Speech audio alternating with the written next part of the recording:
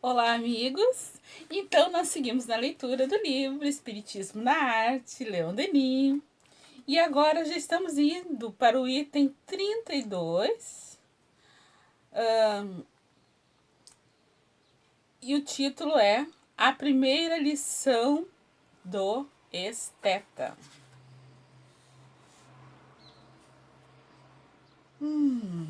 Vamos lá.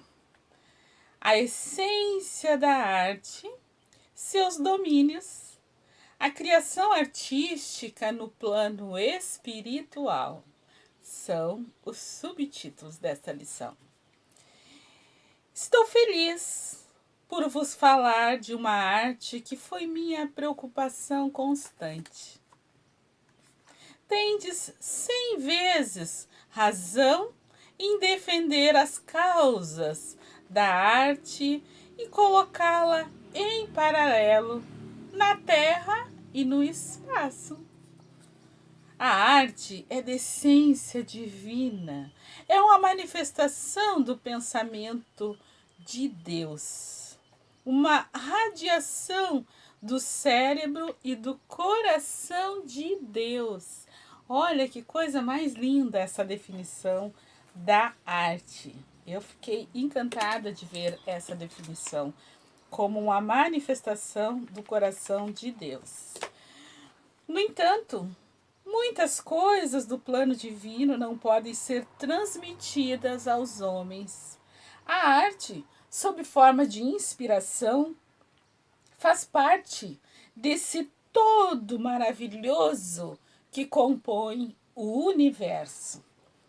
É o relâmpago, ou antes, é a centelha que estabelece a relação entre Deus e suas criaturas. Vós podeis vos perguntar quais são os reflexos que guardamos da arte após haver passado séries de existências em diferentes mundos. E eu vou tentar vos dizer. Em vossa terra, a arte ainda é uma coisa pouco importante e vos contentais com isso. A arte existe em todos os domínios, no do pensamento, no da escultura e da música, e é nesse último que ela se manifesta melhor. É possível torná-la acessível a mais cérebros através da música, é verdade. Primeiro, quando o espírito humano encarna na Terra e que traz, seja da sua vida no espaço, seja em consequência de um trabalho anterior nas vidas terrestres, uma certa noção do ideal estético. Quando chega à maturidade da sua vida terrestre, sua bagagem artística se exterioriza sob a forma de inspirações ligadas a uma qualidade mestra, que nós chamaremos de o gosto junto ao sentido do belo. Eis aí, pois, o artista criado e pronto para trabalhar sobre a matéria. Quando esse artista realizou uma vida de trabalho, ele retorna ao espaço. Lá se libertará do seu ser uma quantidade imensa de pensamentos que ele deseja concretizar. Nesse meio fluídico, ele terá todos os materiais necessários para reconstituir o que o seu pensamento, aprisionado na carne, não pôde realizar em uma só existência. O espírito não possui órgão visual, mas o pensamento reúne todos os sentidos. Que maravilha, né? Primeiro, ele recebe em sua memória as mais belas coisas que sensibilizaram seu cérebro na existência precedente. Se ele viveu em um meio elevado, graças às diretrizes adquiridas, Os quadros que passarão em seu pensamento serão verdadeiramente inspirados pelo culto ao belo. Portanto, nosso ser espiritual, em nome do seu trabalho, será, em pouco tempo, transferido a um meio fluídico suficientemente puro, livre de parcelas materiais, e de lá poderá renascer pela lembrança, o reflexo artístico das vidas anteriores. Por um simples querer, tudo se concretizará com a ajuda dos fluidos ambientes. Este espírito era pintor. Seu pensamento refletirá os quadros dos mestres que ele conheceu e amou. Era escultor? As formas antigas ou clássicas, ou aquelas de sua época, aparecerão sobre a tela do seu pensamento. Depois, com o tempo, outros espíritos, não atraídos pela arte, mas desejosos de se elevar em direção a um plano superior, se agruparão em torno dos seres que, por seu trabalho e seu adiantamento, planam em regiões fluídicas mais puras. Esses seres que se aproximam do artista receberão mais facilmente o pensamento desse último. Por um trabalho prolongado, se estabelecerá uma fusão entre o espírito do profano e o espírito do artista. Pouco a pouco, o profano receberá em seu pensamento os quadros e as cenas artísticas do seu mestre espiritual e poderá, então, experimentar alegrias estéticas muito grandes e se tornar ele mesmo artista em uma futura existência, porquanto terá recebido os primeiros elementos da arte em contato com o ser mais elevado do que ele. É assim que, geralmente, os meios artísticos se perpetuam da terra ao espaço, do espaço à terra e nos outros mundos, visto que existem aqueles em que os meios de criação artística são mais ricos do que em vosso globo. Nossa Senhora, a gente fica com vontade, pedindo, meu Deus, por misericórdia, que eu consiga estabelecer essa conexão com essa família de artistas espirituais, que possamos iniciar esse intercâmbio com a espiritualidade maior, não é? Que possamos aprender através dessas inspirações a moldar o novo, a sustentar a vida nesse planeta com mais harmonia e beleza, não é?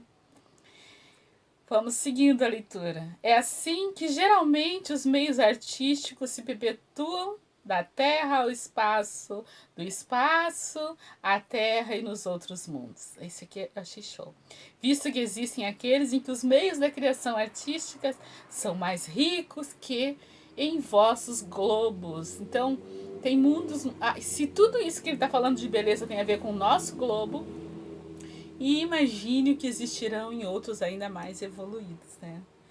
Devo acrescentar que os espíritos, por trocas de pensamentos, podem criar formas com a ajuda da sucessão de cores, que é infinita no espaço. Quanto mais os planos são elevados, mais a sucessão de cores é desenvolvida. Na atmosfera terrestre, não podemos exteriorizar nosso pensamento de uma forma clara e precisa. É como se vós quisesseis projetar o vosso pensamento sobre uma tela cinzenta em lugar de uma tela branca. Às vezes, os espíritos se reúnem através dos seus pensamentos, trocam formas, criam quadros variados. Se o espírito que viveu em um mundo superior se encontra no meio deles, ele faz seus irmãos menores privilegiados aproveitarem os recursos artísticos que ele pôde adquirir. O criador dessas cenas tem o poder de destruir imediatamente o que o seu pensamento criou. Portanto, essas cenas são passageiras e pessoais ao espírito, mas aqueles que têm o desejo de se elevar podem aproveitar essa projeção artística, constituída pela combinação de moléculas fluídicas emanadas do meio ambiente. Então, buscar essa inspiração superior é em si uma fonte de inspiração para nós artistas. Porque aquilo que ele cria com facilidade no pensamento e que é uma obra fugaz, porque ele não pretende eternizar, pode se tornar, quando retornamos ao corpo físico aqui na matéria, uma obra que nós podemos materializar através de um quadro, de uma pintura, de uma escultura, de uma poesia, de um livro, de um conto, né? De uma letra de música. Então, a convivência, essas companhias espirituais elevadas, elas nos influenciam e nos inspiram. Eu uma vez fui fazer um laboratório de arte com uma mestra em arte e ela dizia isso, que eu deveria conhecer a minha família artística, conhecer e reconhecer quem era a minha família artística. Ou seja, quem são esses artistas que quando eu vejo a obra dele, alguma coisa dentro de mim se inspira. A vontade de pintar, a vontade de criar reacende. Porque nós todos temos as nossas famílias, são as afinidades. E ela disse, tenha sempre obras, livros deles, obras, reproduções de obras dele, junto na tua casa. E quando tu for trabalhar, antes de começar a pintar, olha essas obras. Não que tu vá reproduzir, pode até se reproduzir, porque se aprende muito quando a gente reproduz uma obra de um Monet, uma obra de Picasso, qualquer grande artista que a gente se proponha a recriar, né, a pintar, a recriar uma obra, fazer uma releitura daquela obra, nossa, a gente aprende muito sobre cores, sobre fluidez, sobre traço, sobre combinação de cores, né?